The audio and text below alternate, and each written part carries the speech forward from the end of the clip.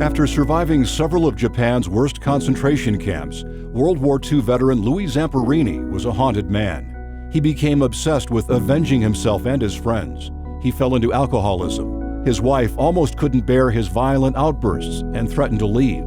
The smallest sound or careless act could send him spinning into memories of the terrible powerlessness he had known. One night, he and his wife went to a Billy Graham crusade. Unbroken describes how Louis listened to the famous evangelist preach, torn between anger and fascination. And without the cross, there is no salvation, there is no forgiveness. God said, I'll make He spoke of God reaching into the world through miracles and the intangible blessings that give men the strength to outlast their sorrows. God works miracles one after another, he said. God says, if you suffer, I'll give you the grace to go forward. Louis found himself thinking of the moment at which he had woken in the sinking hull of Green Hornet, the wires that had trapped him a moment earlier now inexplicably gone.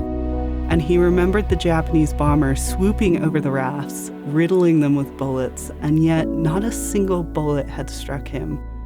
He had fallen into unbearably cruel worlds, and yet he had borne them. When he turned these memories over in his mind, the only explanation he could find was one in which the impossible was possible.